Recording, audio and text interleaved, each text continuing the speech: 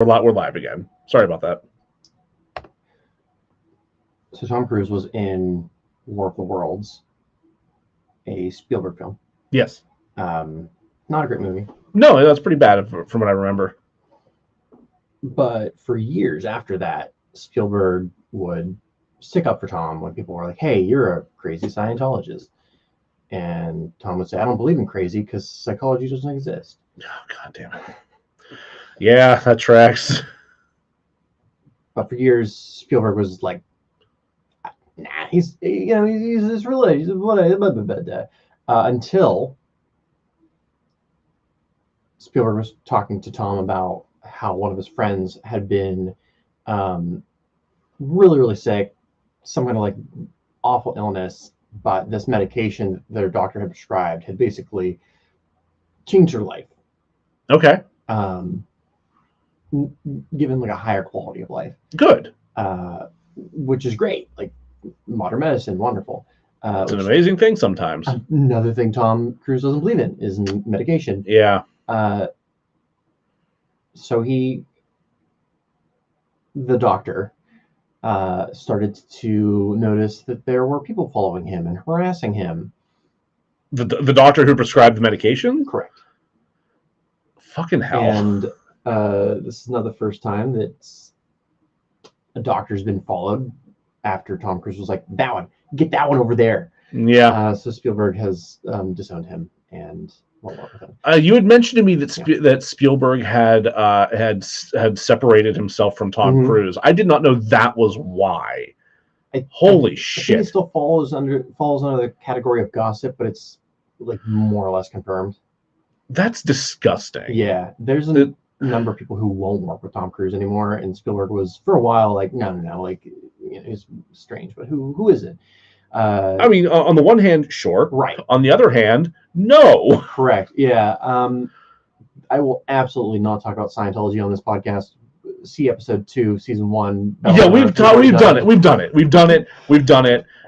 Yeah. Yeah. Just we're not going to sit here and rehash everything that is fucking horrible about the Church of Scientology. They're horrible. That's all there is to it. So when I messaged you, I don't know, a week or two ago, and asked if one of the rules, if you don't know, for when we fix a movie is that we can recast two actors, unless one of those people involved was a true awful human monster. The Jeffrey Jones rule. The Jeffrey Jones rule, if you recall from our Howard the Duck episode. Yes.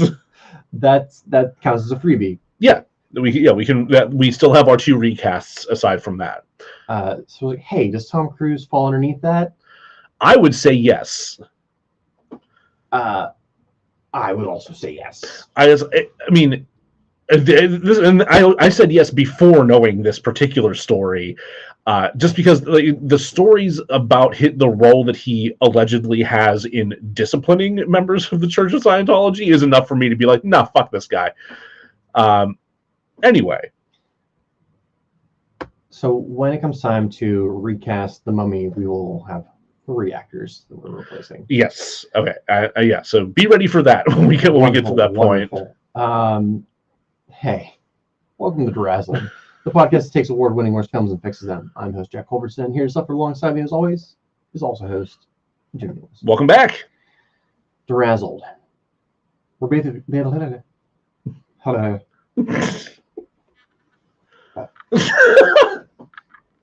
also, we're basically the pathologists of the movie world, determining what killed a film before reanimating its useless corpse. DeRazzled. Unrazzling movies, unmovies, and Jack's questionable decisions. We do it all here, folks. All of it is, we are the people who do it. We do those things. What exposure did you have to The Mummy before The Mummy? So I had never seen the Karloff or Lee versions of The Mummy. I'm sadly very not up on my Hammer horror as I probably should be. I think I've only watched some of the Christopher Lee Draculas. I think I've seen a little bit of the Lee Draculas, but I've not seen anything beyond that. So like I didn't even know he was in a version of The Mummy until you mentioned it for the last episode. So for me, it was my first exposure was definitely the 1999 Brendan Fraser, Rachel Weisz, The Mummy, which is fucking great. I love it so much. Still holds up. Yeah, I watched it last year for the first time in a long time. I was like, holy shit, this is still so good. When I was first trying to think of how I would redo this movie, I was like, oh, okay, well, if they want to do a expanded universe, can we loop the OG Mummy in? Well, not the OG, because that would be probably. Well, right. We can't go around reanimating Karloff. Wait a minute. Oh God. So not even for this episode, but I was working on like my Loki costume. Oh, nice. And I just threw on something to have on the background, and I have a box set of the Universal Frankenstein monsters. And boy, do they go off the rails. I think there's like 5 on in the collection. I didn't know there were that many. Jesus. Yeah, that doesn't include the Frankenstein meets the Wolfman. They meet. Okay. Fight? Probably. You would assume, right? They bump into each other in line at a McDonald's. Right. The poster has them very aggressively like. Sure. Yeah. You're not going to have the moment where they like come around the same corner and then bump into each other and drop all the files that they're carrying, and then as they lean down to pick up each other's files, look longingly into each other's eyes, and thus a budding romance begins. I could see that out of Lon Chaney's Werewolf, or Wolfman, but a little Lon Chaney meet cute. I don't see that out of Carla. That's fair. See, Lon Chaney tries to make it work, and then Karloff doesn't. Yeah. Absolutely. So a couple things of note from that franchise, from those series of films, they, especially after the second movie, which is Bride of Frankenstein, they do start to connect with each other pretty well. Really? Yeah. Okay. I didn't finish the last movie. I think it is House of Frankenstein, but there is a Dracula in it. Just one Dracula? Just the one, but it's not the Bela Lugosi one. It's damn it. He is mustached and not very good. Okay. I think there's also, again, I've watched before, but it's been years. It's the least enjoyable of the 5 movies. I think there's a Wolfman, and I'm pretty sure Frankenstein shows up at the very last minute of his own movie. There's also a not Dr. Frankenstein. Because of narrative continuity, the original Dr. Frankenstein dead. Oh, so they couldn't have him. Right. They couldn't just reanimate him and make him a Frankenstein's monster? Well, you would need a Frankenstein to do that. Which, in Son of Frankenstein, there's the Son of Frankenstein. There we go. But at the end of Son of Frankenstein, does he also die? He sees the error of his ways. Oh, damn it. And he's like, you know what, this shit was wild. I'm good. Maybe Dad was wrong. But in Ghost of Frankenstein... Delightful. His cousin or brother, his cousin's mother's uncle's best friend's roommate, is visited by the original Frankenstein, the character, not the actor, and is told to make a monster, and he does. But Igor is in the brain of the monster. Oh, and Igor was played by Bela Lugosi, so it's a Dracula Frankenstein, and I'm allowed to say that because in Son of Frankenstein, this is convoluted. Jesus. In Son of Frankenstein, the Son of Frankenstein says it's okay because they started to call the monster Frankenstein, and he has this whole like hissy fit about how his dad was done wrong. Anyway, we're going to talk about how the Universal monsters try to have an interconnected universe, but it didn't go well. But hey, at one time they tried, and it sure did. There you go. So, hey, this is the section where we try to explain ourselves, or explain the people who fucked up. Yes. And while this movie, the 2017, The Mummy, I don't have any great detail on, because I think just watching it, you can tell it was a money grab. And honestly, yeah, like the work speaks for itself on that matter. I think like the script is bad, the performances are bad. Tom Cruise literally says, "It's not me, it's you" to the Mummy before doing a It's thing. not funny. It's not funny. It's not a thing that it does not land. Oh my God. It's like it just every step of the way. This movie just reminds you that it does not deserve to be. So instead, we're going to take a step back and see how they were doomed before they even started thinking of the Mummy. Yeah. So the who is responsible that we're going to hold responsible here is largely Universal Pictures. Yeah. So I can't remember when the original collection of classic Universal monsters kind of died out. I want to say it's the mid to late 50s. That seems reasonable. Because the interest in those type of monsters kind of shifted to them Godzillas and more science fiction-y, outer spacey type characters. Mm-hmm. Yeah, that's the older style of monster started kind of becoming a thing of parody. Yeah, at that point, because as come the 60s and 70s and whatnot, you have your Addams Family, you have your monsters, it's. And then you have the Hammer horror films. Yes. And they were, for the time, considered gruesome and vile. They were like a proto-trauma. Yeah. In a way, yeah. I'm sure somebody out there just screamed as I said that. I've watched 2 Draculas and a Mummy, so I'm not an expert in Hammer horror. But sure, you've seen more than I have. So Universal's been trying to make the monies off of that besides like re-releasing action figures, which does work. I've the entire Burger King toy line from the 90s. Excellent. Their first success came with, as we've discussed a number of times, the Brendan Fraser The Mummy from 1999. Yes. Nobody expected it to be amazing, but it was. It was fucking great. And I would argue largely because it's not afraid to be campy and fun. Yeah, campy and fun, and the actors all work really well with each other. Yeah, they all leaned in. They all had good chemistry. The writing was as good as it needed to be to make that kind of thing work. I often look at it as a kind of spiritual follow-up to Indiana Jones. It definitely has that vibe. Like I could see them in a double feature night. Yeah.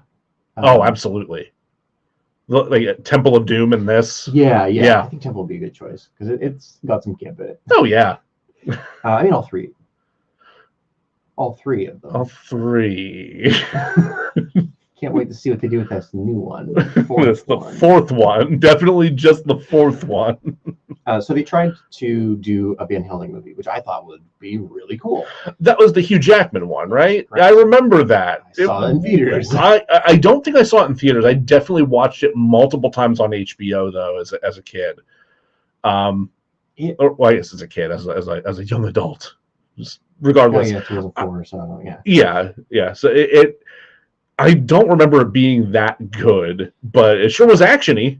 Yeah, I remember being thrilled to see all the characters in one place. Yeah. It's kind of like watching an old Marvel cartoon where it's like, oh, this isn't good, but the Silver Surfer and Galactus is here, so that was fun. Yep. It was cool to see these people on the screen. And Hugh Jackman had done Wolverine at that time. He was. That was definitely the thing he was most known for at that moment. This is all well before Greatest Showman and Les Mis, right? And The Prestige. And The Prestige. So an actual good movie. Basically Van Helsing is an action movie that crams all the monsters into one spot. Yes. There's a lot of shoehorning happening in this movie. I don't remember much of it other than Dracula was extra broody and Frankenstein's monster was smart. They went with the more towards the book version of the monster. Right. Which I actually kind of appreciate, but at the same time, I don't know, give it time, give that its own time to breathe, I guess. Like if you're gonna do that, just do that. Yeah. would love to, and we'll get to this for the fix, but like, I would love to have this assignment. Like, Yeah. fix it. Fix this thing. I'm like, great. Hey, ramming speed, do this. Yeah. I think we'll get to it. Anyway, so Van Helsing didn't work out. Whatever. They waited 6 more years before releasing The Wolfman with Benicio del Toro. Oh, yeah. No one cared. No, not at all. Not a single person cared. Oh, my God. I want to say it was written by the fella who wrote Seven, Kevin Andrew Walker. I want to say it's. We always get this mixed up. We always get this guy's name mixed up. And I always bring him up because he comes from my hometown. He also wrote Sleepy Hollow, the Tim Burton version. Hey now. Excuse me. Jesus Christ. Oh, that sucked. Maybe drop my Allen wrench. Is that what you're fidgeting with now? Okay.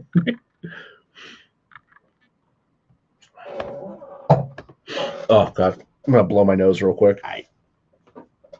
Oh, fuck. I'm going to write some paper towels. So I'm going to use toilet paper. There's a paper towel right there. Oh, great.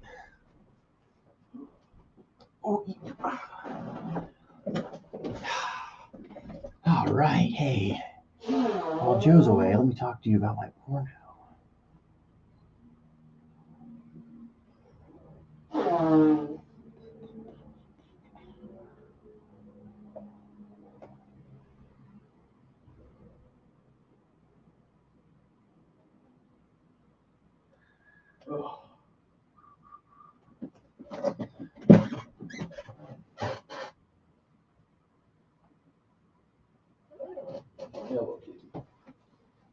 Meow.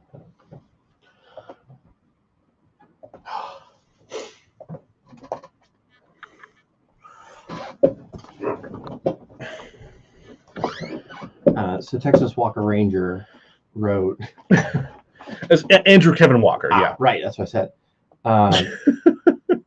Yeah. So he wrote it. Nobody gave a shit. I think of the attempts they made, this is the one I'm most bummed about because the director they had attached, Joe Johnston. the original director they had attached, yeah. Joe Johnston, he's whatever, he does movies. He did the first Captain America and I think Rocket Man. Oh shit! Am I thinking of the right guy? Double check me on this. But the original director attached was Mark Romanek, and he did Under the Skin and a fuck ton of music videos, which I adore. No, the first Captain America was Joe Johnston. Okay. Yeah. So is it the same dude? Yeah. Okay. He's kind of, I look at him as kind of like a director for hire, like a hired gun type of. He has a kind of a style, but not really. He just, he does an okay job of things. Okay. So Mark Romanek, he did the music video for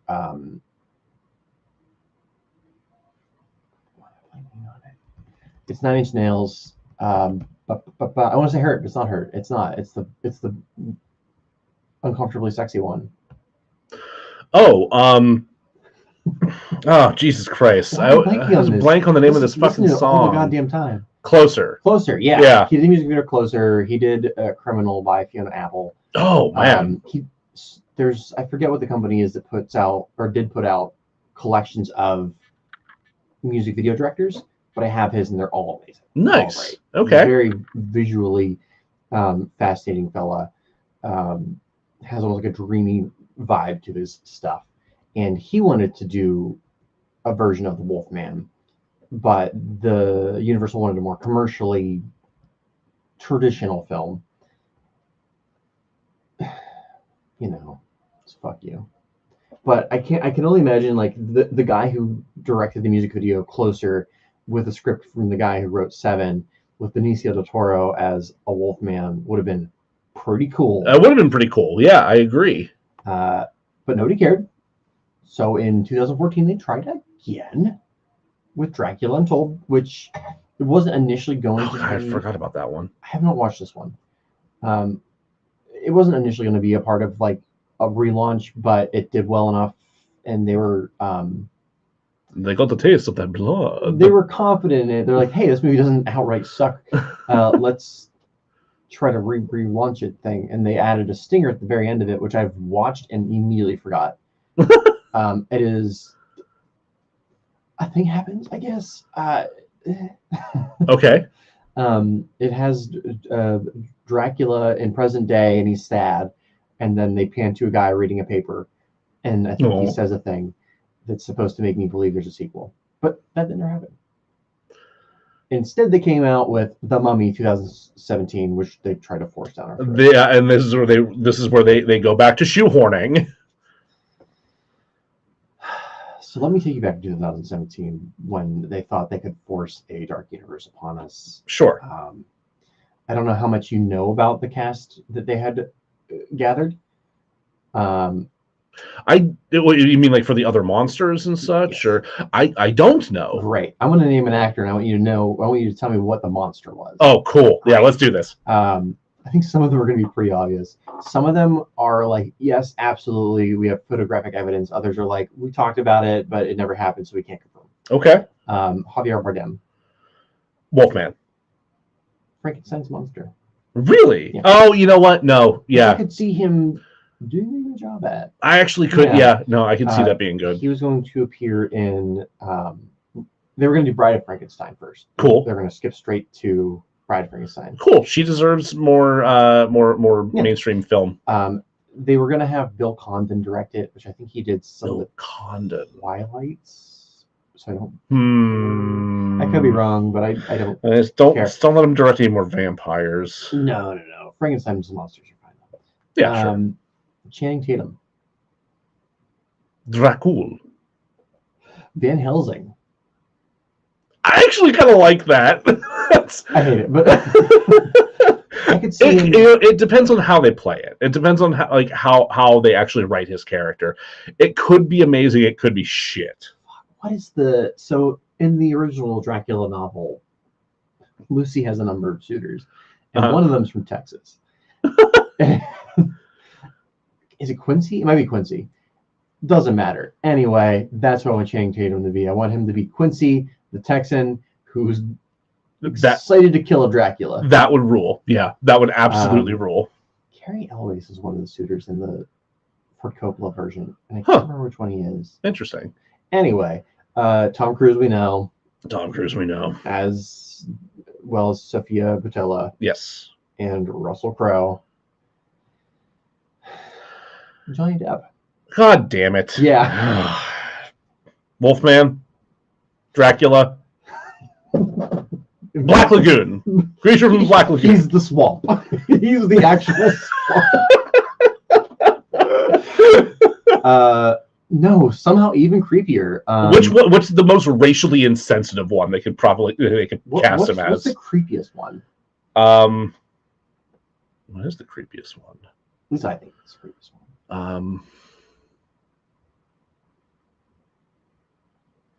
I don't know. Invisible Man. Oh, god damn it. Yeah, he is the creepiest one. This is before anything happened with anything, so it was like, well. All right, I'm going to point something out here real quick. So long as we're getting to this is before anything happened. I think so. No, it might be before anything happened. It might be before anything happened with Amber Heard. Johnny Depp had so many fucking abuse allegations brought up against him throughout his entire fucking life, and should never have gotten to what happened with Amber Heard. I was completely unaware of anything until that happened. He must have did have some excellent PR people. Well, it's partially that he had excellent PR people, and it's also partially that Hollywood media is fucking stupid. It's just let shit slip for decades. Fucking decades. They would have let Robert Downey Jr. just drug himself into a fucking grave because his antics were so fun to keep up with. They don't think of anything critically. They don't actually think of the impact on these people and what the fame and attention is doing to their lives. Almost like they just want money. Yeah. The Rock. The Rock was cast? He was in talks. He was in talks. Okay.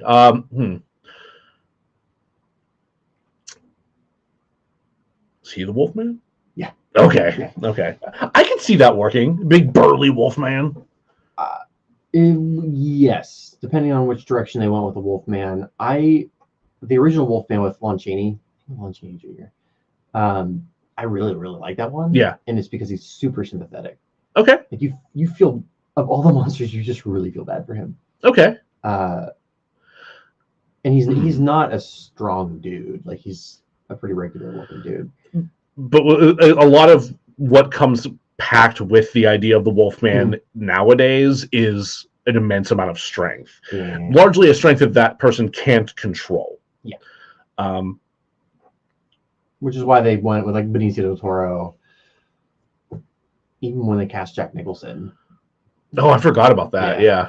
I forget what that was called. I think it's just like Wolf or Scary. I forget. I've not watched it. Grr. Maybe it's Howl. Yeah, Grr. And this is the one I'm like, I'm not sure about, because I thought I remember hearing somebody else being cast as the part, but Gal Gadot. Gal Gadot. As the Bride Frankenstein? Yeah. Huh. I really swear I heard Angelina Jolie was suggested as being the but of the ones we have photographic evidence, because before the Mummy was released, they put this picture out of this is the new Dark Universe people. It was Javier Bardem, Tom Cruise, Sofia Boutella, Russell Crowe, Johnny Depp. I feel there's one more. Anyway, but the game continues because the Mummy did not do well, but Universe doesn't learn a lesson. Oh, God damn it! What are you, Sony? So, this is just conjecture, but they saw what Blumhouse did with Mike Myers, in which they were given a property that wasn't necessarily theirs, but they were able to shepherd. And they're like, hey, what if they did that with our monsters? Okay. That's conjecture. That's conjecture. Okay. What's not conjecture is that Blumhouse is definitely making movies with those properties. Okay. The Wolf. Oh, I can't wait. Okay. The Wolf. Scarlett Johansson. As the Wolf? No, I switched up the order. Oh, okay. Scarlett Johansson is the Bride of Frankenstein. Yeah, in production right now. Interesting. Mm-hmm. Okay, I don't hate it. I'm curious. No, so technically, The Invisible Man that came out a couple of years ago is part of the franchise. I still haven't seen that. I've heard it was. I heard it was better than expected. So after the Dark Universe bombed, they decided they're going to do individual movie projects, which I think is, at least for the time being, the way to go. Kind of like the way DC decided to go when they realized, oh, we don't know how. Yeah. Zack Snyder doesn't know how to do an MCU. Yeah. So they're doing these. I don't think the Bride of Frankenstein is going to connect with the Invisible Man. Okay. I think I'm fine with that. Yeah, that's fine. Elizabeth Moss. Elizabeth Moss. Yeah. Elizabeth Moss. Yeah.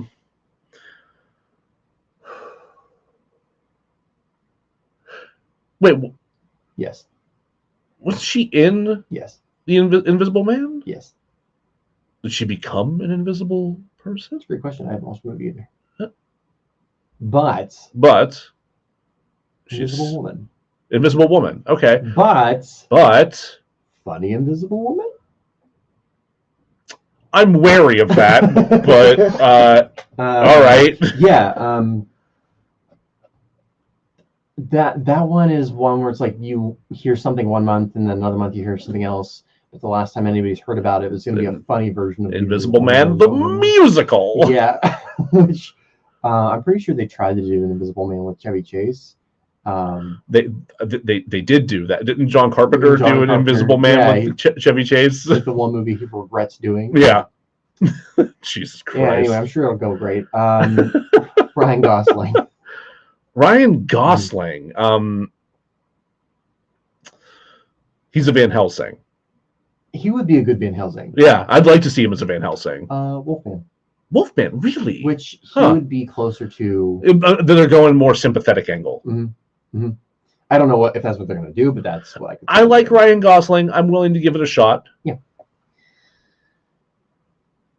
The game continues. Yeah, keep There's going. So much. Keep going. So we're going to switch over to directors. Oh, directors. Okay. So we don't have anyone else that's actually confirmed for cast. Correct. Okay. And given that this is Universal, that all could change by the time we release this episode. Okay. But last time I researched it, those were the things that were true. Okay. James Wan. James Wan. Yeah. Wolfman. Frankenstein. Bride of Frankenstein? Frankenstein. Oh, okay. Yeah. He just wants to do his version of Frankenstein. I think it's with Blumhouse. All right. And because he makes money, they're just going to, do it, James. Sure. Yeah, give him a shot. This one has, I think, since been canceled. I'm pretty sure, but I'll throw it at you anyway. Karen Kusama, who we talked about. Karen Kusama. Of Jennifer's Body fame. Yeah. Oh, I don't want her films to be canceled. Yeah, I think she's the one that was like, nah, it was going to be shit, so we're done with it. Oh, okay. Well, if that's what happened, I can respect that a little bit more. I got canceled though. Was she going to do a Dracula? She was going to do a Dracula. Neat. I got one, but from Mina's perspective, I like that. Yeah, actually, no, I was like, that I kind of wish that had happened. I want that. I would love to see a Dracula through Mina's eyes. Yeah. You're not going to guess this one, but I'll say it anyway. Okay. I think his name is pronounced Paul Feig. Paul Feig. Yeah. Yeah. Is he the one that did the Ghostbusters? He's the one. He did the 2016 Ghostbusters. Oh man, what the fuck is he directing? Creature from the Black Lagoon. I would watch that actually. That could be fun. No, he is doing probably I'm going to call it the Hangover from the Dark Universe. Oh no, called the Dark Army. Dark Army. Which, yeah, you're right. I was never going to guess that. At the time of the Dark Universe, so just think that was the kind of culminating event. Their event. Oh, it was their Avengers. Okay. Yeah. It's still listed as in production. He still says it's happening. I think by pure rage that he had from Ghostbusters, he's gonna force this into. He's gonna force it into existence. Hey, man, working from spite. I can get spite. behind it. Yes. Man of my own heart. I don't understand, but all right. There are two other movies that are listed. They're both animated, so there's no director yet. Animated, did you say? The one's called Little Monsters. Nothing's done about it. That's fun. Okay. Not related to the one that already exists. I think there's a Little Monster movie. I'm not sure. I mean, I know that Lady Gaga fans are referred to as little monsters, but aside from that, that's. Can you imagine a weird Lady Gaga animated movie called Little Monsters? Yes, I could imagine that happening. I wouldn't want it as a movie, but like a 20-minute holiday special. Yes. Oh my god. Yeah, that would rule. It would also be laced with so much weird occult shit. Yeah, yeah. People would about like the YouTube videos just spending hours and hours dissecting that for meaning. And then the last one is, and I think that Seth Rogen was attached to it at one point. Okay. Work on it, story-wise. Another animated one called Monster Mash. That sounds vaguely familiar. Yeah. I think I do remember that. I think I do remember hearing Seth Rogen's name attached to something like that. But they also just announced that they're doing a Sausage Party animated series. Why? I don't know. It's happening though. It's just, Seth, no. They somehow got everyone to come back for that, and some new people as well. Yeah. So I guess we'll see if that's still happening. I'm not breaking for commercial on that note. No, okay. I agree. So, Let's find another exit. There is a pre-existing Monster Mash movie. Oh. By Rankin Bass, who did the Raider. It is considered a cult classic. Neat. I've watched it. I've not. I want to. I have a copy that you can borrow. Excellent. You're not gonna enjoy it, but it's it's very dry and of its time. Sure. Meaning a lot of the jokes are references to 60s actors that are like a Jerry Lewis reference. And, sure. Yeah. but the character designs are enjoyable because it's Rankin Bass and the Wolfman's fucking ridiculous. That's fun. I like that. So clearly they're doing a sequel to that. Oh, it has to be. Yeah. Hey, let's take a break, and when we come back, we'll find a way to make The Mummy 2017 even better. And that it's better at all. I think I can.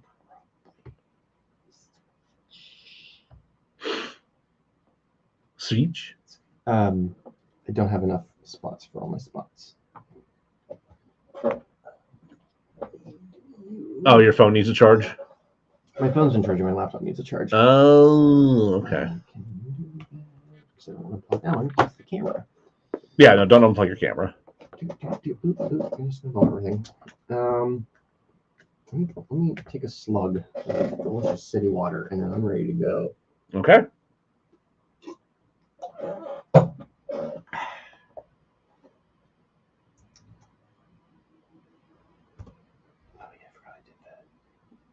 I looked up like how to professionally prepare a movie pitch. No. Didn't quite do it for this one because it's felt like homework. Sure, that's understandable. But I do want to look into further ones. All right. Oh, I know what I want to talk to you about before we get to the fix. What's that? Are we back? Yeah, we're back. Is The Mummy racist? Like just the franchise, just the thought of doing a movie around somebody's culture. I was thinking about this because of the other Universal monsters, Dracula, Frankenstein, those are based on books. Werewolf is kind of a folk legend. Bride, Frankenstein's from the book as well, kind of. The creature lagoon is racist towards fish people, but we don't like them anyway. Yeah, that racist tradition dating all the way back to H.P. Lovecraft. Yeah. Just, oh, God. Oh man, that's a tough question. So what? Like the idea of the mummy comes from the idea of a mummy's curse, right? Like it's something that's supposed to scare away grave robbers and tomb raiders. Well, I think maybe you're going further back than I am. I assumed it had come from the fuck was that guy who found the famous guy who found the tomb in the 20s? No, I can't remember his name.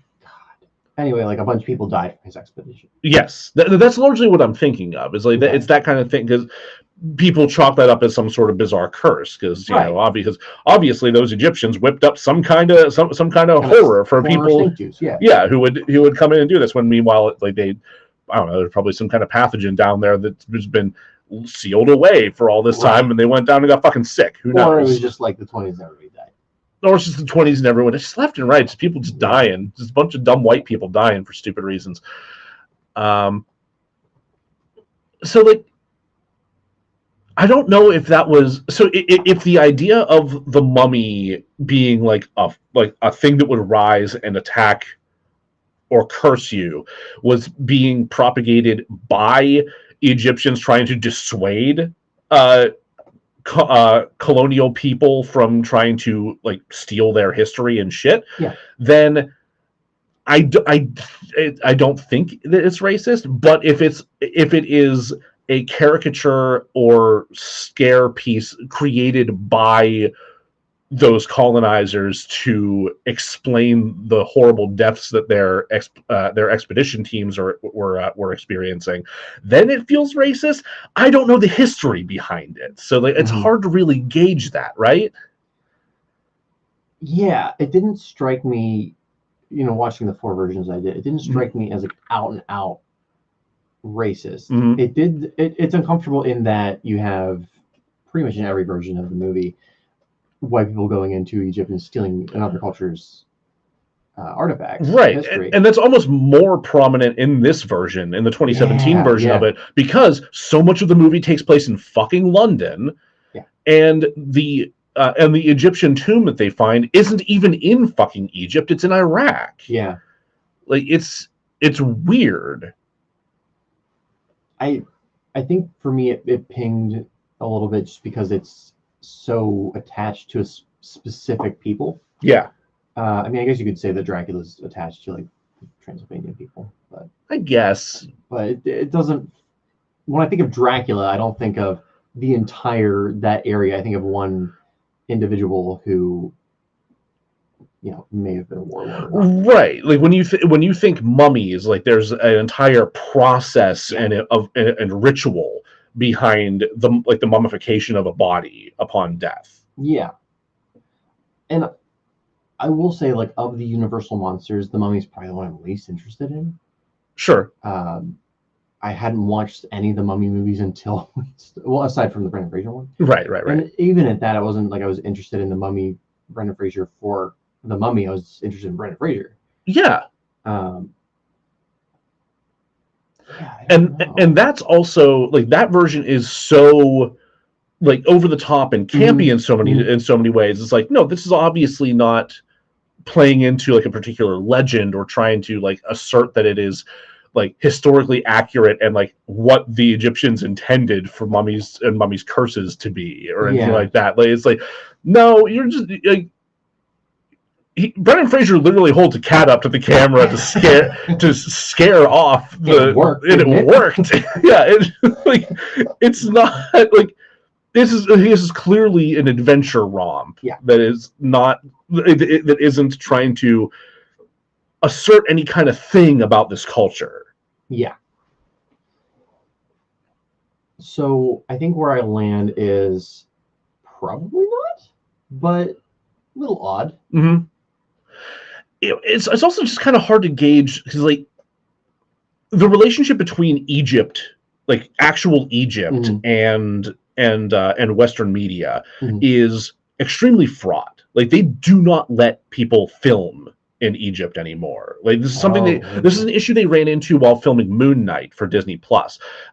Yeah, like almost none of that is actually in Egypt. Like there are some scenes where I think they might have been able to do some stuff in Cairo, but like only in the city portions. Most of it's shot in Budapest, if I'm not mistaken. I don't know. I don't know 100% of that off the top of my head. I could be missing some details here or there. They've talked about the directors and the showrunners have talked about this extensively though, because it was very important to them to actually properly represent Egyptian culture as it is. I think they did a pretty good job. Yeah, I think they did a good job too. And a lot of people who have left Egypt and felt like they can't go back because of the political situations there, watched it and actually, I've read stories about people watching it and like actually weeping because they were like, this is home. It was like, you guys, yeah, and like, I don't think you're ever going to hear that kind of thing about a mummy movie. No, I can't imagine. Like, though. It would almost. I'm almost kind of curious, like what would happen if they did try to take that kind of approach, or if they were trying to be conscious and respectful toward that culture. More, and what does that look like? How do they do that? Great question. I have a little bit of a suggestion for In the Fix, but before we get to that, I wanted to step back and talk about archaeologists in film and whether or not they suck. Because as you're aware, Indiana Jones is one of my favorite characters who does questionable things in general. But with the new one coming out soonish, Indiana Jones bad? So we're going to call this segment, But What Museum, Henry? Yeah. Yeah. I guess it... like I've gone to museums before and I've seen pieces from other cultures and I'm like, that's cool. I liked learning about that. Do they want their shit back? Yes, and that is the big issue here. It was so many. John Oliver just recently did a whole feature story about museum curation and the returning of artifacts to their native cultures, and a lot of stuff about how the fucking British Museum is just real shitty about it. The big examples they gave were there was like these Grecian frescoes where if you go to a Greek museum and view them, like they have the majority of these big fresco statue things, like statuesque murals. But there's all these really stark white parts that are like mixed in. It's like, no, we had to remake those parts out of like polymer clay or whatever to because those parts were taken by the British and are on display at the British Museum. And at the time, the curators of the British Museum were like, well, they weren't taking care of it, so we couldn't trust them to take care of the history that they have, so we're stewarding it for them. It's like, you are so full of shit. Stop it. There was also a series of oh my god, I forget what country this was. Maybe Nigeria. Where they took a series of like bronze. Yeah, no, they were just bronzes. Okay. They were these bronze pieces that were actually supposed to be a calendar of events. Like this is like this culture's long-running cultural memory told in these frescoes, or these bronze pieces representing major accomplishments and milestones of this civilization. And the fucking British came in and tore them down and mixed them up and sent them to different places. And it's just like they absolutely fucked it up, and they are still like very slowly recovering them now, and figuring out how to piece them back together and recover that consciousness. Like how, like I can. Have you been to the museum in Carnegie? Yeah, or not Carnegie. The Carnegie Museum of Natural History. Yeah. They have an Egyptian section. Of course, I'm going to go ahead and go on a limb and say 0% of that is real. I would or very little. I would highly doubt that any of it, if any of it is real, it is a very small percentage. I'm sure a lot of it is replica and things that are probably real. But there might be some stuff along that way. I could see some of the pottery and clay work and whatnot being real, but overall, I feel like a lot of it is probably replica at this point. Which good. Which I'm going to say I enjoyed. I would have been cool to see the real thing, but cool versus people having their culture. Yeah, like if anybody deserves to put the thing into a museum, it is the culture that produced it. Yeah, you know, like that, like, and like you can talk about like loaning things. Yeah. That's a thing that can be discussed and negotiated, but you don't just fucking go somewhere and steal a bunch of shit and then claim, well, you weren't good stewards of it. Like, no, shut your limey ass up. Like, fucking white people. God damn it. So with that mindset, Indiana Jones and the Temple of Doom is the least offensive because he gives the Shikara stones back to the people. He does, doesn't he? Huh. Yeah. That's weird. Yeah. I guess technically at the end of Rage of the Lost Ark, he doesn't get the Ark. No, I mean, nobody gets the Ark. So I think Indiana Jones is cool because he fucks up, he gives it back, and he fucks up again. No, he's fine. Oh, god damn. And with the fourth movie, we'll just have to wait and see.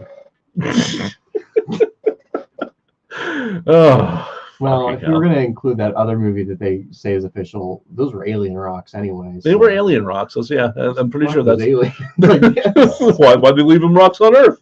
What the fuck? We couldn't go to you and get them.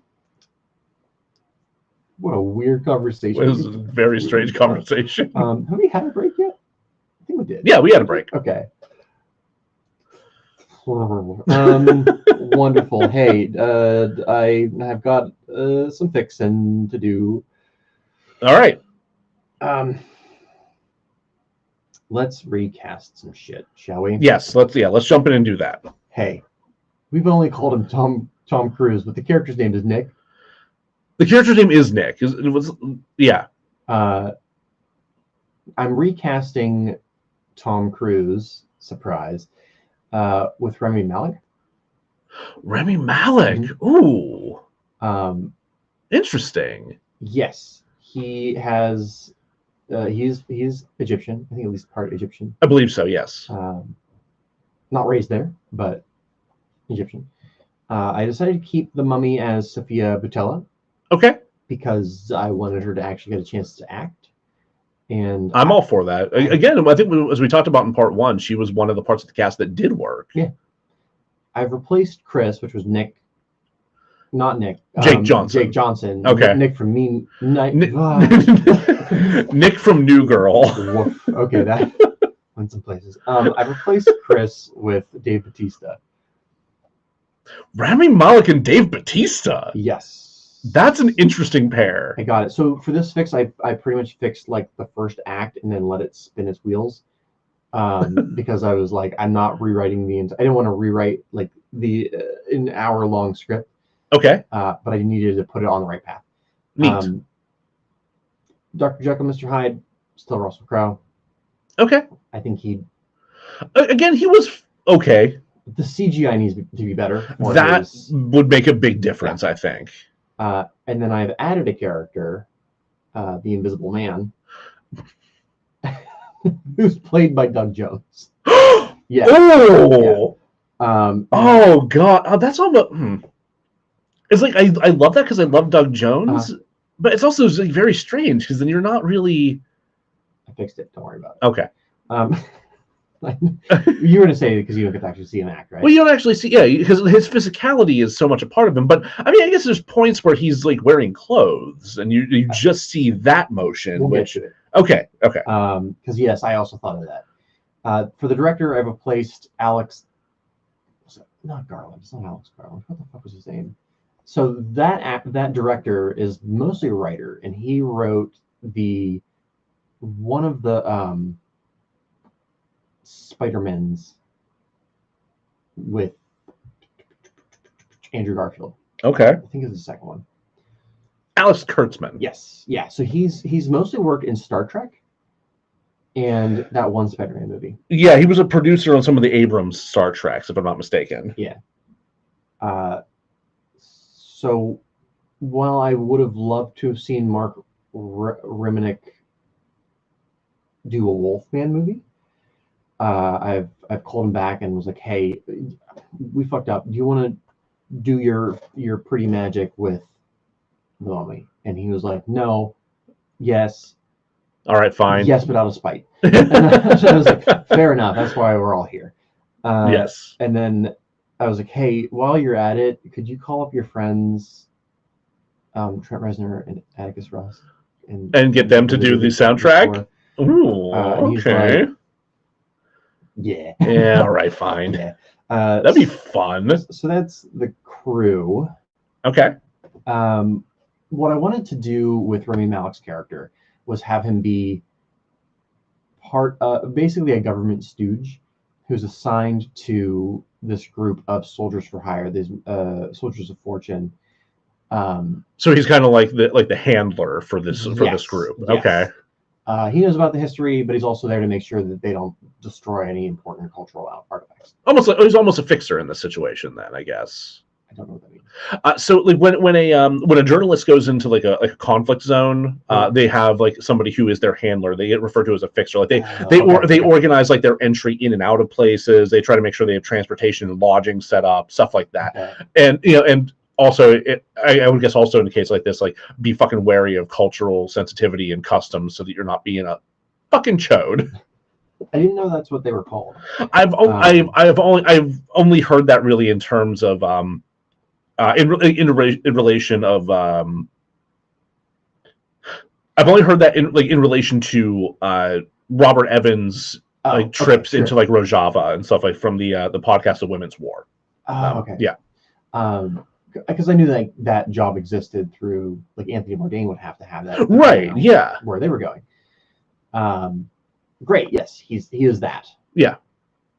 A little more leaning on the like corporate or the government stooge aspect. Yeah, there's a more like financially backed official kind of vibe to his position as opposed to your traditional like underground fixer. But right. Because there's I don't know what episode it was that Anthony Bourdain was talking about. Like, yeah, those guys are now like considered terrorists. Like, they helped us get out of the country, which was great because we didn't want to die. But also, I had a great time with them. But you know, there's a reason they knew the things they knew so well. Let's talk about the script. Let's talk about the script. Let's do it. So I want to start on a man running through an alley, specifically in Whitechapel, wearing only scrubs and bandages. Behind him, we hear the whistles of police. Close on his heels, we have the barking of dogs. We have the shouts of angry men. Fleeing for his life, the man starts pulling the bandages off his face, revealing a void underneath. Yeah. He's obviously okay. So this is where we're starting to get Doug Jones. Yeah. Doing his thing. Turning the corner, we see him throw his scrubs to the side, being naked but invisible. Mm-hmm. The police and their dogs run by, a slight distortion as they run through. We're seeing through the invisible man. Oh yeah, you'll get a little bit of light refraction, just for the camera's sake. Thinking he's escaped, he lets out a snarky remark before running face first into an 11-foot brute. I'm not going to do like Cockney accent. Just like, evening, Mr. Griffin, who's the invisible man. Yeah. We see.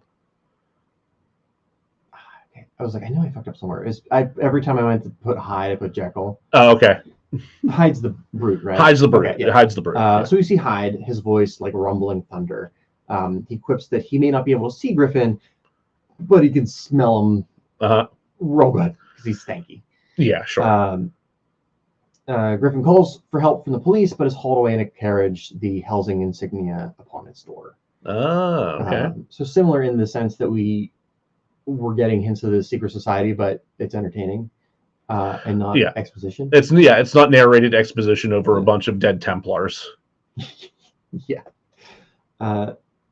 So then we cut to the present day. We're kind of fade from that insignia on the side of the carriage into like a big tapestry behind a desk. Sure. Where we see Hyde again. He's still in Hyde form. Now you mentioned like an 11-foot brute. Like so you're going like League of Extraordinary Gentlemen version where like Hyde kind of hulks out. Yeah, a little bit. Okay. Listen, I've tried to read Dr. Jekyll and Mr. Hyde like 4 times, and it is boring as piss. It's the first like hour of the audiobook, and it's only a 3-hour audiobook. Really? The first hour is just talking about land deeds. Yeah. I prefer Dracula.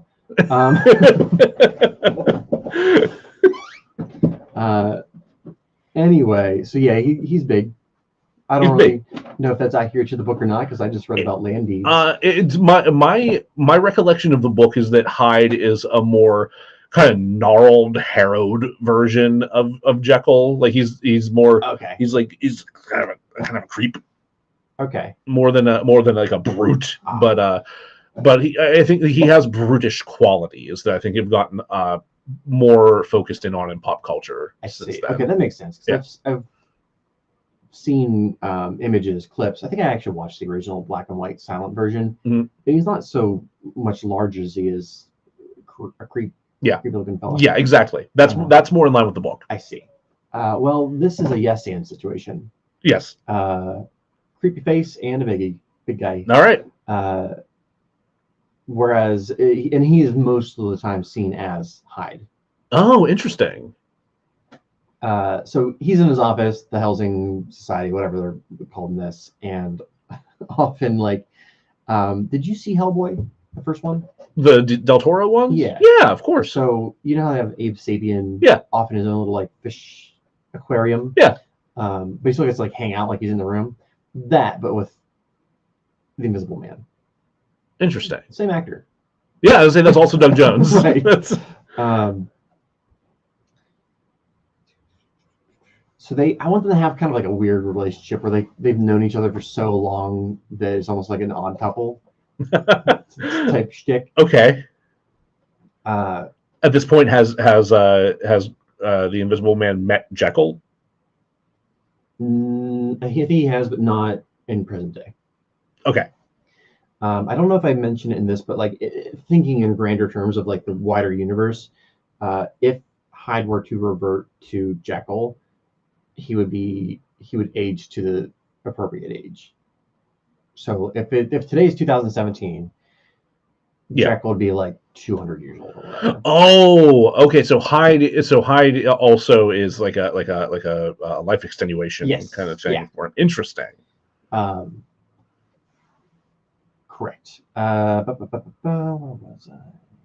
Oh, in what we do with the Invisible Man is whenever he's not invisible manning about, he wears like a white makeup.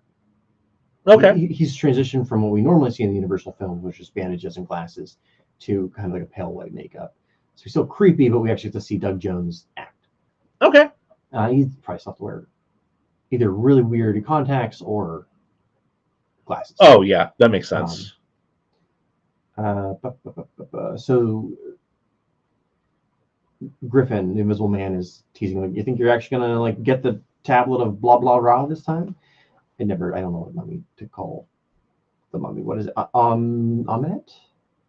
Sophia Butilla's Amunet. Amunet. Yeah, Okay. which I think is some kind of play off of the god Amun, if I'm not mistaken. But Of all of the mythologies, Egyptians the one I know the very least about. well, apparently the fucking filmmakers for this didn't know it either, because Set's Okay. not the god of death in Egypt. Osiris is.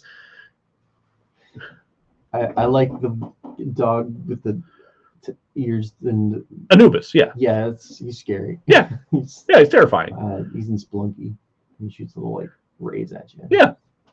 Pretty cool. That's about all I know. Is that Anubis shoots lasers? Yes. Anubis shoots lasers and floats around in caves. I prefer Greek mythology. Fair. Norse I like, but could never understand the names. They're odd. Yeah. There's a lot to parse there. As a fucking dyslexic, it's impossible. Okay? Yeah, that does not help at all.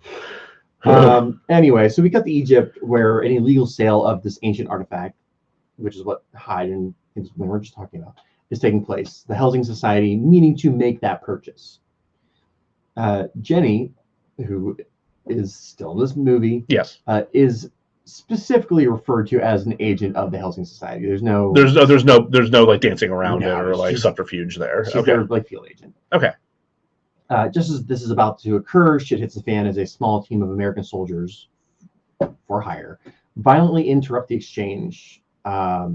This is where Dave Bautista comes in. He's one of the soldiers. And Rami Malek is their escort. Right. Dave Bautista is specifically put in charge of making sure nothing bad happens to Rami Malek. Yes. Oh, piss. Why'd that happen? I just jumped up like 6 pages. Yep. No, we've already talked about how Ryan Gosling's gorgeous.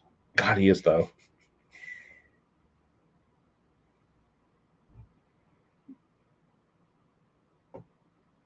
There we go. Okay. However, Jenny is far from alone. So when the American soldiers pop up, it's like, yeah, I got like 30 dudes with me. A shootout happens, action stuff happens. Sure. We get rid of all the red shirts, leaving Chris and Nick there. And the only reason that they are spared is Nick says like, I can read that tablet if that would be a thing. And Dave Bautista's like, really? And he's like, yep, surprise to me too. This is what it says. So like neither of them, like Nick's not like an Egyptologist. Right. He's just like, it says that this is where the tomb is. And I read it, so I can show you where that is if you don't kill me and my beefy boy. Okay. So they don't. Cut off this dead air. Well, yeah. Hey, Joe, from the future. Yeah. Cut off this dead air. Yeah, I'm not fucking new. I know. Forgot how to read words.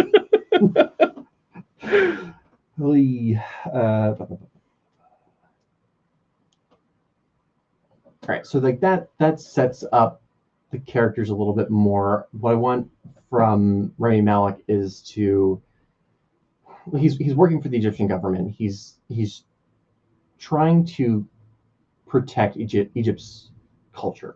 Okay. Which is why someone has hired him and soldiers to do so. At least that's what he believes. Okay. He's got a bit of a chip on his shoulder about being used, about the current state of Egypt and words and things. And you know. Sure. Now, okay. Now, if he's working with the Egyptian government, then is there a particular reason why he wouldn't have done the studies to be able to translate this tablet? Well, no one can. No one can. Yeah. Interesting. Yeah. It's a weird. I don't know anything about Egypt. It's a weird dialect. It has a weird dialect on it. Now, see, this bird's different than the regular bird we use in the hieroglyphs. This is a completely different bird. Also, this guy's kind of hunched. Is that a sparrow? So this is where they go into the tomb. They wake up the mummy. She's real mad. Spiders attack. Not great. Right. No one likes spiders. So as they're exploring the tomb, we have to spend a little bit more time with the characters, understand that Nick is there to like protect Egypt's legacy from people specifically like Jenny and the Housing Society. I still want him to kind of open up I don't know what's happening right now. My brain is just like not functioning. Give me a second to just read through all of this. Go ahead and take a moment. Paragraph.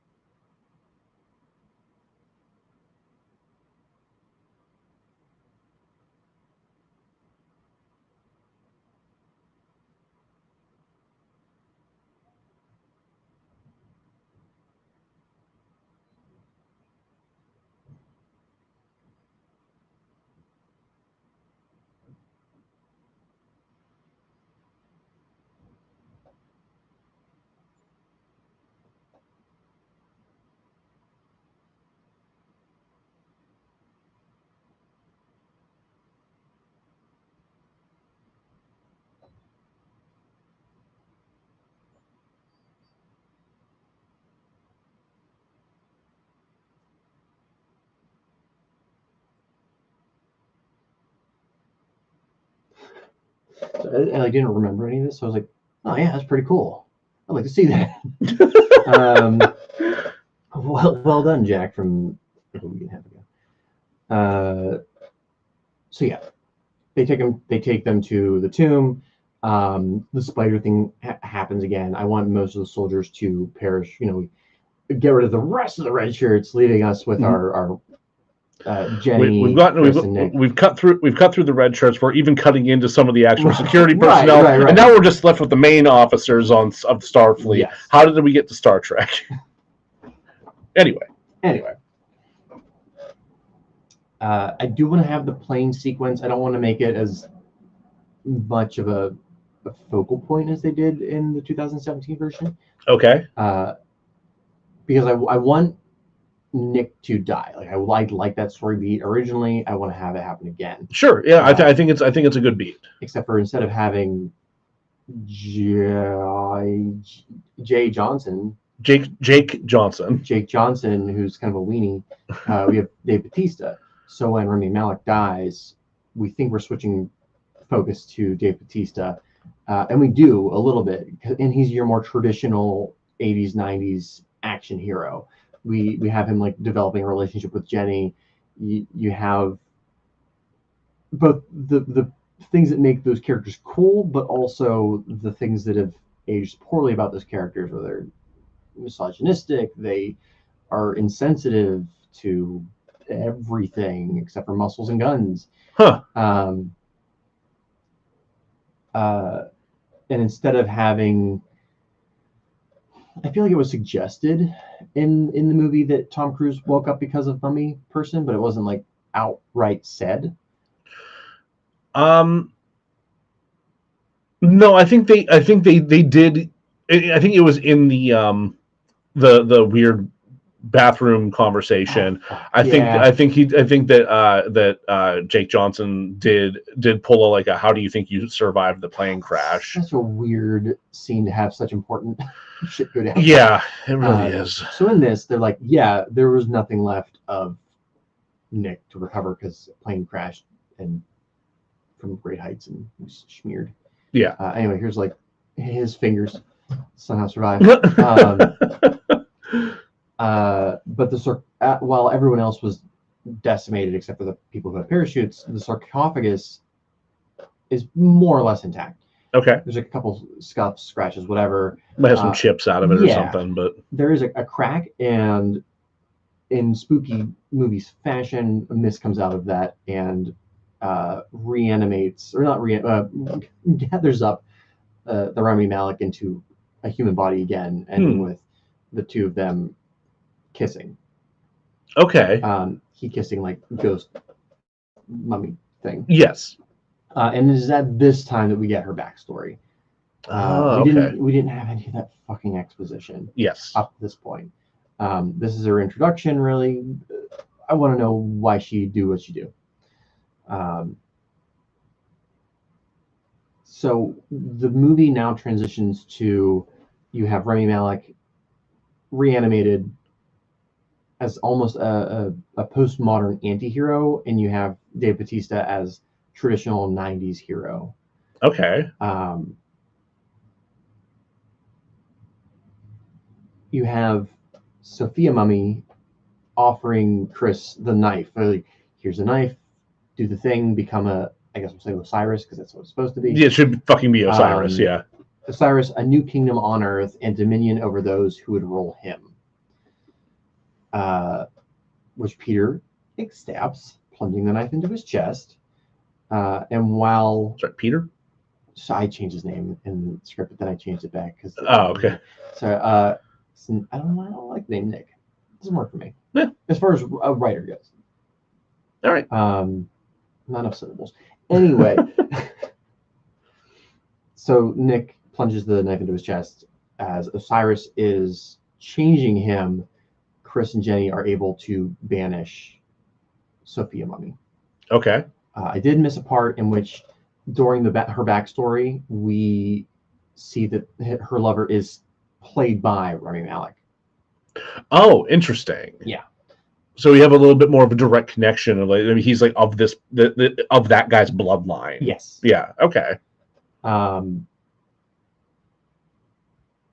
So she's locked away, and when he is fully become Osiris, he's mad. He's pretty upset because Lady Mummy is locked away. Yeah. That's when he unleashes our like Brendan Fraser type mummy storm shit. He also specifically unleashes the Invisible Man. Like he like shuts down the power of the Helsing Society. Okay. Which gives Invisible Man a chance to escape and give him a chance to remind Dr. Hyde who he was known as at that time. And this is pulling a little bit from the was it H.G. Wells who wrote The Invisible Man? I'm not sure offhand. Well, the book that The Invisible Man comes from, called The Invisible Man. Yeah, H.G. Wells. You're right. His inspiration for that character was Jack the Ripper, so I'm just taking it. That's why you brought up Whitechapel. Yeah. Okay. So the Invisible Man is Jack the Ripper in this movie. Wait, so he's also like 200 years old? Yeah. Oh, Jesus Christ. Okay. He's got that magic invisible blood. Listen, all the characters they want to have modernized are from like the turn of the century. Yeah, that's true. That's fucking Victorian shit. If I were to write this for myself as a book, I would have it be Dorian Gray is the leader of the Housing Society. Just League of Extraordinary Gentlemen. Gotcha. Yeah. What? I just think Jekyll would be a terrible fucking leader. Why do you have this guy in charge? Spooky League of Extraordinary Gentlemen. Yes. They do the thing. They do a fight. Dr. Hyde runs out of the formula during the fight and transforms back into a 200-year-old man before. Jesus. Before he just turns to dust. Yeah. Chris does manage to defeat Nick, locking him away. Okay. But, you know, not killing him, so we can get him for the sequels. Right. And then I don't want to do a post-credit scene, but I also feel like this would be a post-credit scene where you have... Do you remember when they were going to buy that artifact off of the tablet? The tablet. Yeah. The person who was going to sell it shows back up to a shadowy figure who is clearly fucking Dracula. Yeah. And the man is Renfield. Okay. Or a Renfield-like character, because I don't want Renfield to also be like 200. Sure. Yeah. He could be a descendant of Renfield. Jerry Renfield. It was like, hey, that mummy thing didn't really go how we wanted it to go. The Housing Society beat us this one again. And Dracula's like, don't worry, there are plenty of monsters. Anyway, I fucking hate this movie. Well, I think you've put together a more feasible amalgamation of monsters. I think you've set up a more cohesive universe, I think, than what they were trying to do with this initially. Yeah. So bravo. It just generally sounds like a more entertaining movie. It seems like the performances would be a lot better. The relationships are more carefully considered. What I don't like about it is that we still get Sophia Boutella as like a tertiary character. Yeah, she does still kind of get the short end. Like in a movie about the Mummy, we're not getting a whole lot of the Mummy. No. We're getting like a Mummy origin story, which is cool, I guess, but also the Mummy. Yeah. He also is becoming a Mummy earlier. True. Like there's more time for him to kind of act as like the embodiment of Osiris. Yeah, like the third act would basically be him becoming the quote unquote villain. Yeah. Not my favorite script I've come up with. I think it's leaning in the right direction. Yeah, I think there's further work that would need to be done to I think to better portray that third act Rami Malek as not like you mentioned him being kind of an anti-hero, because right. He has that that driving desire to protect Egyptian culture and to to bring about positive change in his culture. Now he's one of the top gods of the Egyptian pantheon. Right. What an opportunity. I imagine that I'm in the same position that the original writers were when they were told, write the Mummy. And I said, I don't want to. Fair. But I gotta. Fuck. Like what I'm actually excited about would be to write the movie following this, where you have the wheel spinning a little bit. You have the Housing Society kind of established. The groundwork's been done. You're able to kind of jump in a little, and hit the ground running a little bit more quickly. And I'm completely cool with sacrificing the Dr. Jekyll and Mr. Hyde character because he was never really. He was never really that much of the focus or like that huge of an important force to begin with. I mean, like you could tell they were trying to lean towards something with the way Hyde tried to interact with Nick in the film. Yeah. But I mean, they were never going to get with the quality of this film. They were never going to get the chance to actually move forward with that. It felt very Iron Man 2. Kinda. But they didn't have enough other plates spinning to. Well, I guess they tried, but it felt very last minute. Yeah. Where Iron Man 2 is with Shield and Avengers Initiative, Right, blah, like blah, blah, blah, you blah. had the momentum of Iron Man 1 and the rest of Phase 1 Marvel to kind of build off of for that. But guys, they had done Iron Man, Captain America, and Thor first. And Hulk. Sure. I guess we now recognize that as legitimate. I mean, yeah.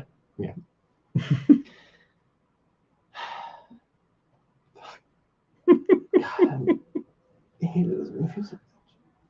Yep. Those characters all are in the public domain, right? So if we just want to go like fuck off and do our own thing, good. I think. I would probably want to look a little further into that, but I'm a lawyer. Oh, neat. Okay, I didn't realize you did that. My degree. Oh, acting. Right. The other day at work, this one like nobody listens to me at work, so I can say whatever I want. Yeah. Hey Jack, how you doing? I'm like, should have been a lawyer. Cool. Yeah, you too.